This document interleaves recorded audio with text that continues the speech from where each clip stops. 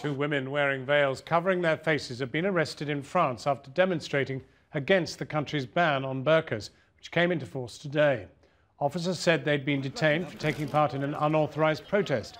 In the first such ban anywhere in Europe, anyone found wearing a full face veil will be escorted to a police station and fined up to €150.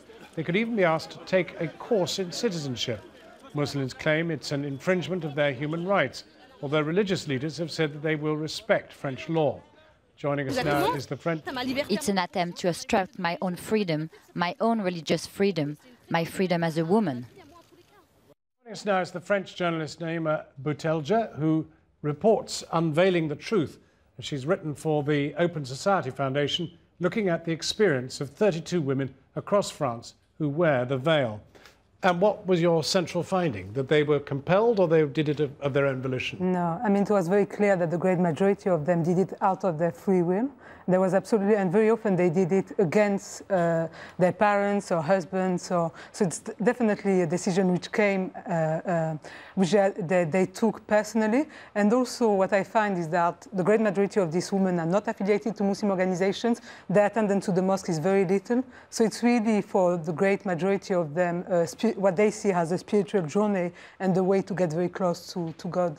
Do they feel that it's something that they're instructed to do from the Quran, or this spiritual journey is something they just... It's a mixture. Some women think that it's compulsory, and therefore they are wearing it because they see it as a Quranic prescription. And so women are doing it just because they think it's a way to get them much closer to perfection. But in a sense, Muslim authorities in France are not supporting them. Yeah, we could say that. I mean, the great majority actually of Muslim representatives were against the ban because they thought, for good reason, that it will demonize, I mean, a whole community, and that it will be counterproductive as well. It's not the way forward. I mean, you don't make these women more free by criminalizing them.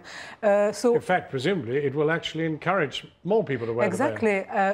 Out of the 32 women that I interviewed, 10 women wore it after the controversy was launched, and a lot of them, especially among the youngsters, I think there was it was an act of rebellion. Of course, they did it as well because they said that they wanted to imitate the Prophet's wife, so for religious reasons. But it was clear as well that the controversy had triggered them to question themselves about the niqab. Did you try the kind of secular argument that the French state demands the right to look at you and see who you are? I think this is, for me, just a smoke screen. The secular argument is only a smoke screen. I think President Sarkozy only did it for electoralist reasons. I mean, the presidential elections are coming up very soon. He's one of the most unpopular presidents that we had for years. There's a big social and economic crisis. He hasn't resolved, he hasn't kept any of the promises he made before the election in 2007.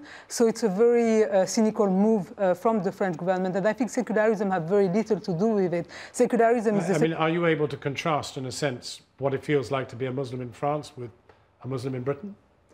Yeah, for sure. I mean, I think I was very shocked myself. I know quite well the situation in France, but the level of abuse that these women were confronted to is quite unbelievable. It's really, really high. And it's a bit strange because on one hand, the national discourse is portraying them as victims. And on the other hand, you have like people in the street who are spitting on them, who are insulting them.